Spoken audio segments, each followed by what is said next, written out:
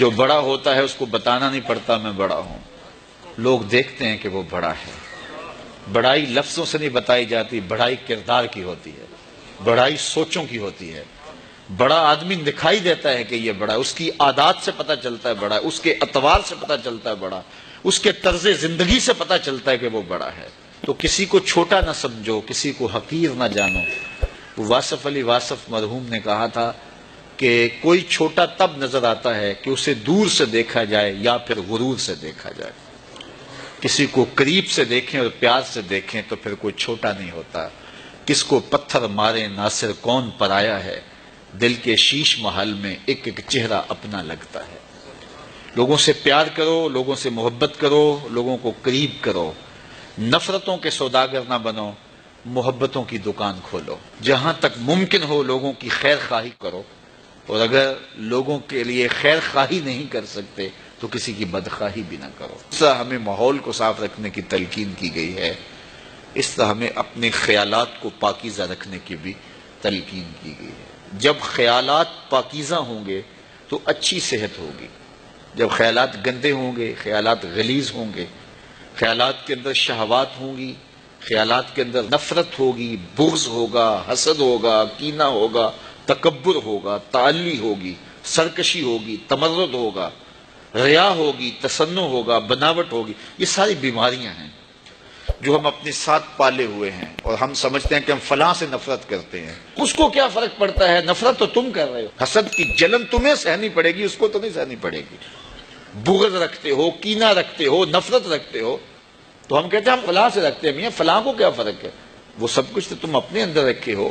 وہ کیمیائی عمل جو ہوتا ہے، جو صحت پہ مضر اثرات پڑتے ہیں، طبیعت میں گھٹن آتی ہے، طبیعت میں غصہ پیدا ہو جاتا ہے، اور ہر وقت چڑچڑا مزاج ہو جاتا ہے، ہر وقت ایک بے چینی میں رہتے ہو، تو وہ تم رہتے ہو، وہ تو نہیں رہتا۔ تو اس لیے وہ اپنے آپ کو صاف کریں، اپنے اندر کی آگ بجھائیں، اپنے اندر کو ٹھنڈا رکھیں، اپنے اندر کی ستھرائی کا، پاکیزگی کا، طہارت کا سامان کریں۔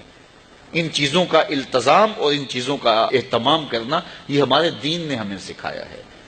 اسی طرح جب کوئی شخص برائی کرتا ہے، کوئی بھی برائی کرے، تو اس کی اثرات اس کے اوپر مرتب ہوتے ہیں۔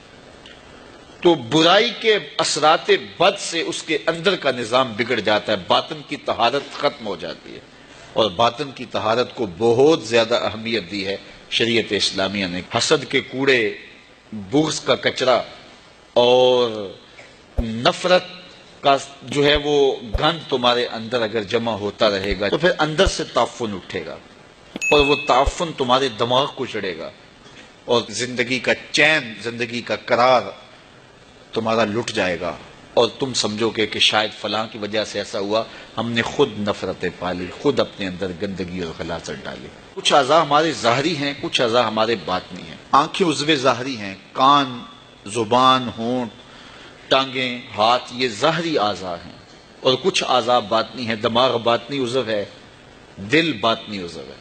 تو یہ جو ظاہری عضو ہیں، اس کی کچھ غلاظتیں، گندگیاں ظاہری ہیں، اور ان کی غلاظتیں کچھ باطنی ہیں۔ مثال کے طور پہ ہاتھ کے اوپر میل لگ گیا، ہاتھ کے اوپر کوئی نجاست لگ گئی، تو یہ عضو ظاہری کی ظاہری غلاظت ہے، تو اس کو پانی سے صاف کیا جا سکتا ہے۔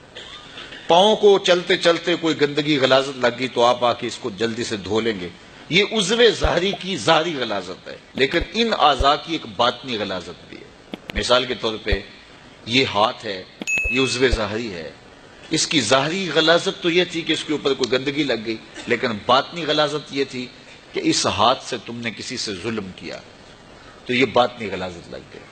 یہ زبان، اس کی ظاہری غلاظت تو یہ تھی کہ کوئی منہ میں ایسی چیز پڑ گئی جو گندی تھی، تو اس کی ظاہری غلاظت ہے، اس ظاہری عضو کی۔ لیکن اس ظاہری عضو کی باطنی غلاظت کیا ہے؟ اس زبان سے جھوٹ بول دیا، اس زبان سے بہتان لگا دیا، اس زبان سے کسی کو گالی دے دی، اس زبان سے سب و شتم کیا، اس زبان سے کسی کے لیے برا لفظ بول دیا، تو اس عضو ظاہری کی یہ باطنی غلاظت ہے۔ اس طرح یہ آنکھ کی ظاہری غلاظت یہ ہے، اس کے اندر کوئی میل پڑ گئی تو یہ ظاہری غلاظت ہے، لیکن اس آنکھ کو شہوت سے بھر لیا، گوشائے چشم سے کسی کی تحقیر کی، کسی کی تذلیل کی، تو یہ ظاہری عضو کی باطنی غلاظت ہوئی۔ اسی طرح باقی اعضاء بدنیاں ہیں، تو ہر عضو کی جو ظاہری ہے اس کی ایک ظاہری غلاظت ہے اس کی ایک باطنی غلاظت ہے.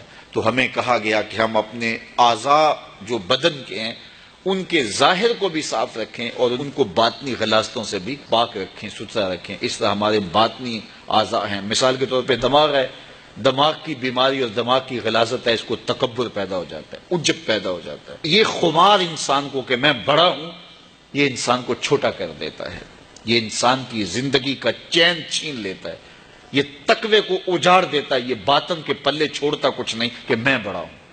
اس کائنات میں سب سے بڑا جرم ہوا یہ ہے کہ ابلیس نے کہا تھا انا خیر منہ، میں بہتر. یہ میں جو تھی اس نے اس کا بیڑا غرق